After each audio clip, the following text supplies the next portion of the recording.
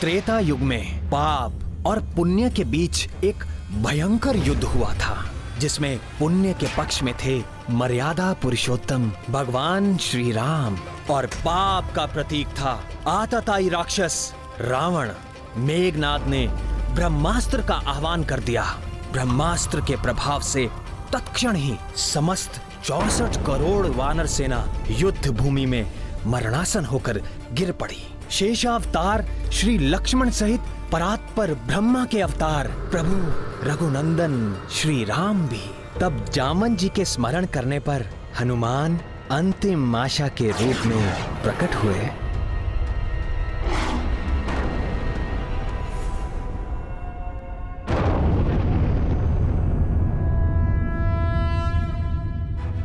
आज द्वापर युग में हनुमान के जन्म दिवस के अवसर पर मैंने उन्हें स्मरण किया तो वो अविलंब आ गए। पर इस क्रम में एक अनोखी बात हुई। हनुमान ने पक्षीराज गरुड़ का गर्व भी भंग किया। उनसे मिलकर मेरा मन तृप्त हो गया। उनकी राम भक्ति देख हम सभी भाव विभोर हो गए। तुम्हारी रघुपति भक्ति निरंतर बढ़ती रहे बस।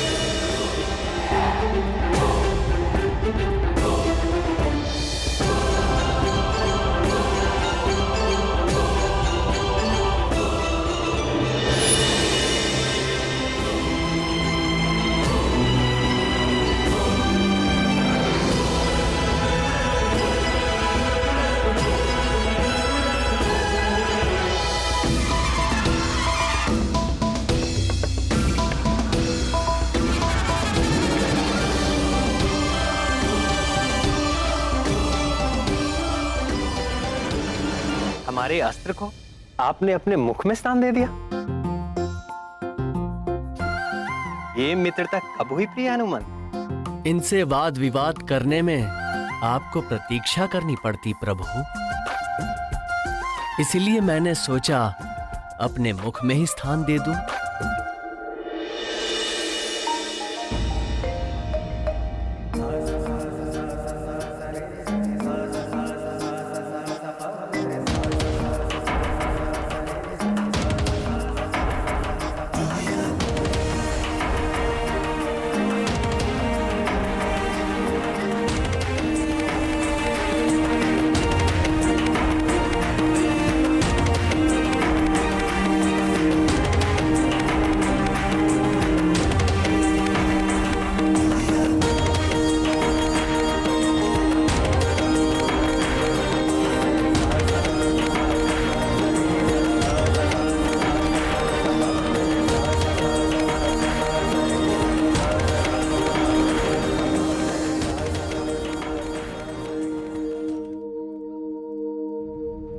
अंजनी नंदन, मेरे समीप इतनी स्त्रियां देखकर भी तुम्हें विस्मय हो रहा होगा। हो तो रहा है प्रभु।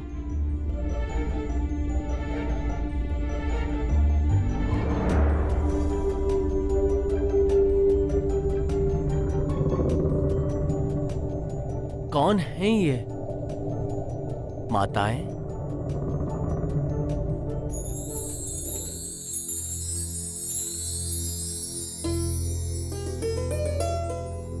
तुम्हें स्मरण होगा कपिवर, त्रेता युग में अनुजों और सेना सहित मैंने सरयू नदी में जल समाधि ले ली थी। तब से अब तक लाखों वर्षों से तुम निरंतर मेरे नाम का जाप कर रहे हो, और कदाचित तुम्हें भी बोध है वत्स कि वर्तमान द्वापर युग में मैं श्री कृष्ण रूप में इस पृथ्वी पर फिर से अवतार ले चुका हूं।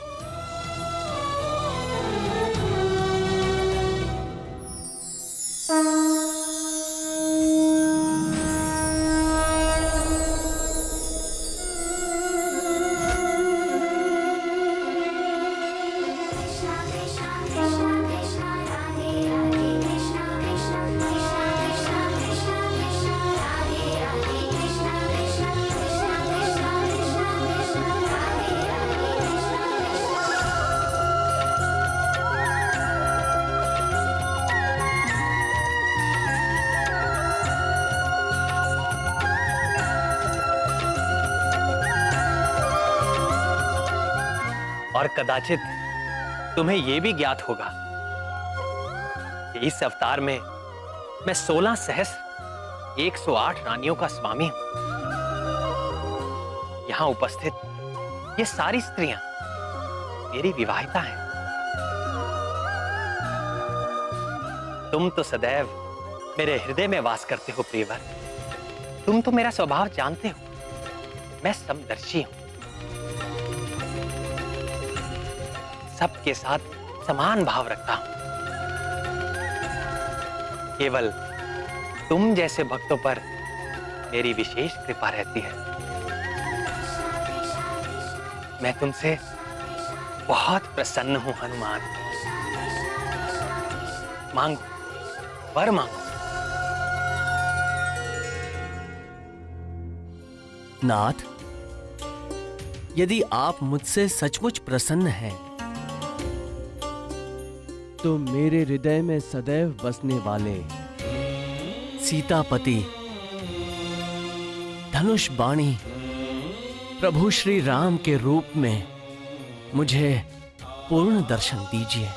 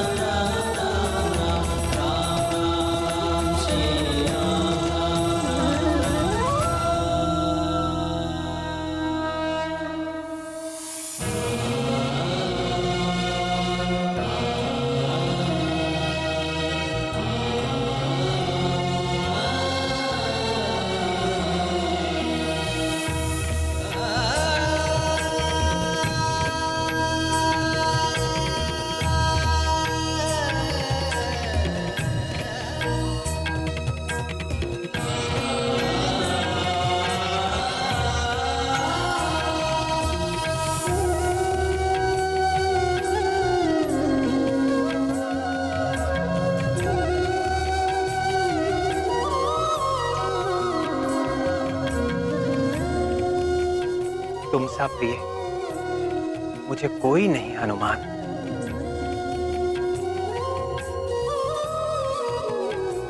मैं सदैव तुम्हारा ऋणी रहूंगा।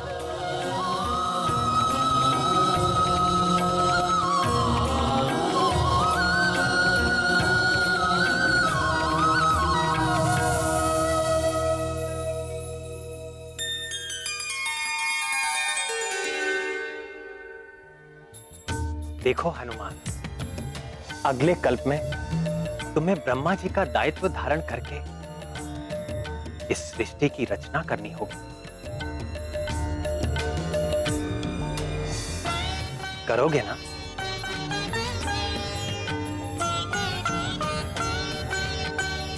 जैसी प्रभु की आज्ञा।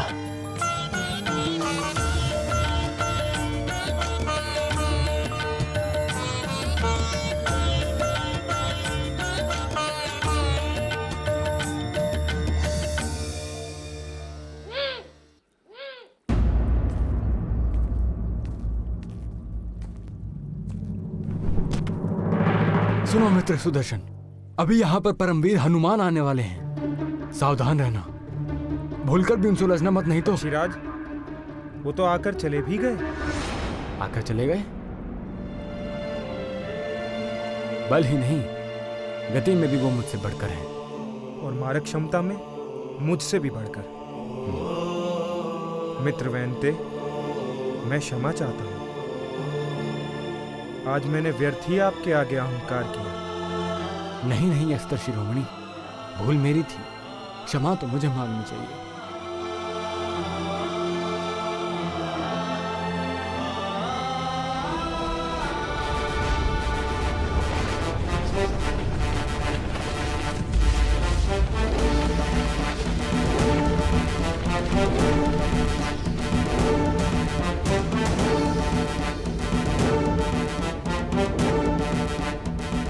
मैं सब समझ गई नाथ।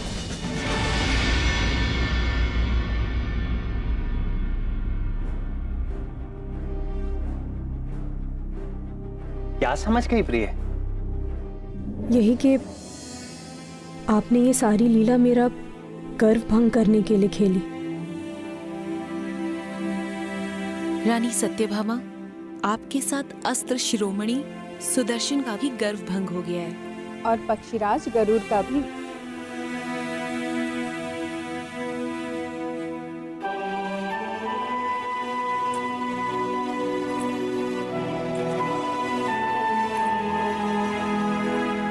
मुझे अपने रूप का अभिमान हो गया था स्वामी।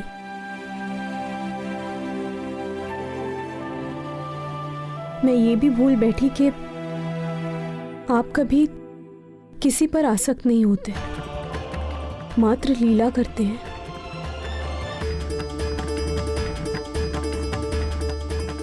मुझे क्षमा कर दीजिए नाथ।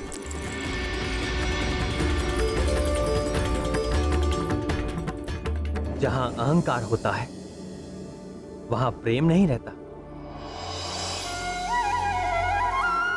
अहम के जाते ही भक्त और भगवान में कोई भेद नहीं रह जाता।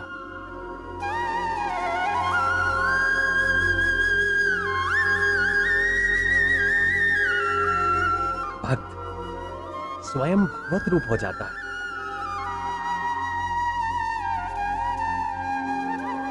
ये है प्रेम की शक्ति। जानती हो सबसे बड़ा प्रेमी कौन है?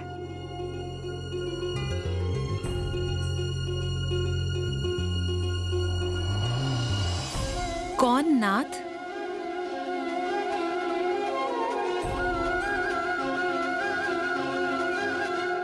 पवन पुत्र हनुमान।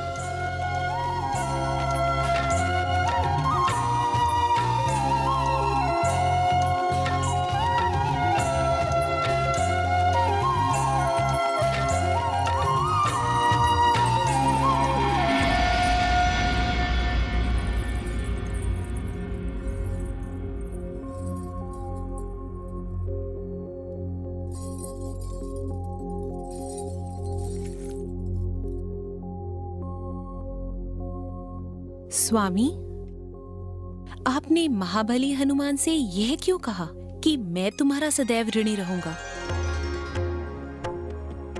भक्त तो भगवान के जन्म जन्मांतर से ऋणी थे और सदैव रहेंगे, परंतु भगवान भक्त का ऋणी हो, यह तो महान आश्चर्य का विषय है। कारण ही कुछ ऐसा है कि मैं ऋणी हूं और सदैव रहूंगा। तो बताइए ना प्रभु।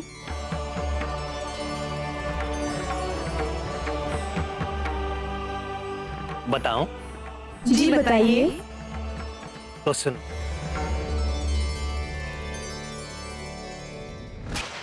वीर हनुमान ने मेरे प्राणों की रक्षा की थी। आपके प्राणों की रक्षा? मेरी ही नहीं, शेषा अवतार लक्ष्मण की और 64 करोड़ वानरों की भी जीवन रक्षा की थी।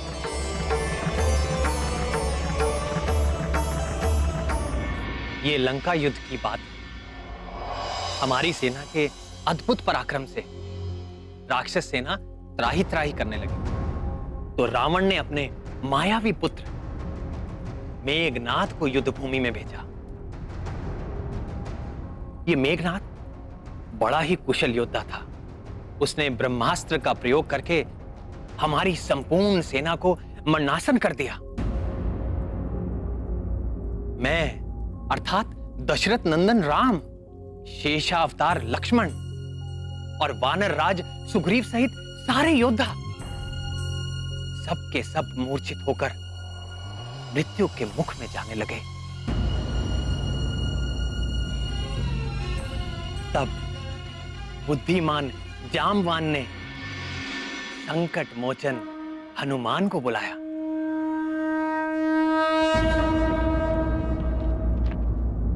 तात, आप ठीक तो हैं? मान, संपूर्ण सेना की दशा देखो पुत्र, सबके प्राण मंद हो रहे हैं।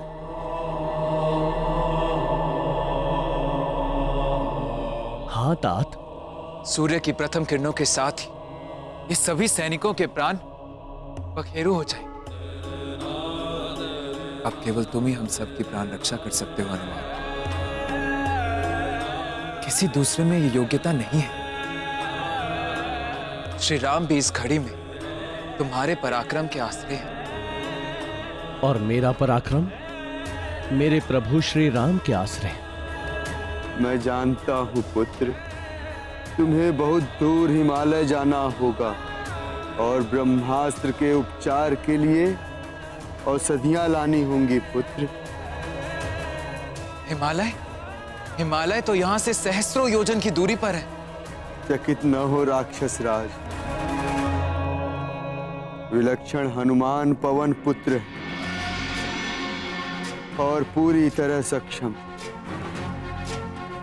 उनके लिए ना तो कोई कार्य दुष्कर है और ना ही कोई स्थान दुर्गम। आप औषधियां बताइए तात। उनके नाम ध्यान से सुनो पुत्र। मृत संजीवनी, विशल्यकर्णी, सुवर्णकर्णी और संघानी। ये हिमालय पर कहाँ प्राप्त होंगी तात? ऋषभ नामक सुवर्णमय शिखर और शंकर जी के निवास कैलाश के बीच द्रोण नामक एक पर्वत है पुत्र, जो अपने प्रकाश से अलग ही दिखाई देता है। उसी पर्वत पर ये चारों औषधियां मिलेंगी, जो अपनी विशेष आभा से चमकती रहती है।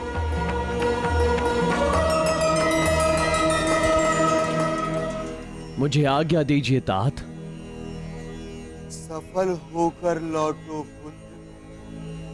ध्यान रहे, सूर्योदय के पूर्व ही मैं अभी औषधियां लेकर आपके सामने उपस्थित होता हूं। जय श्री राम।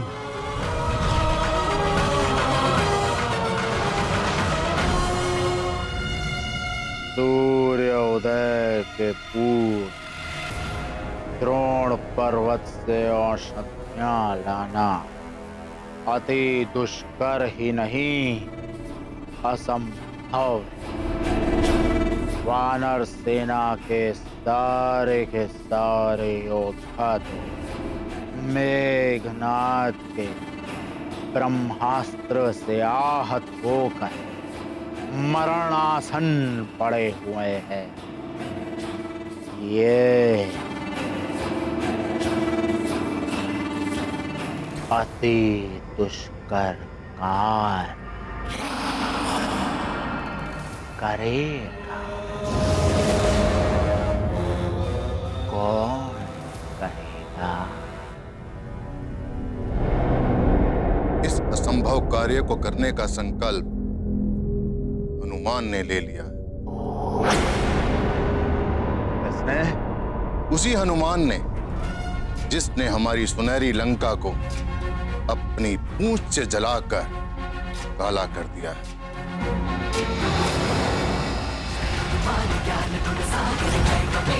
लोक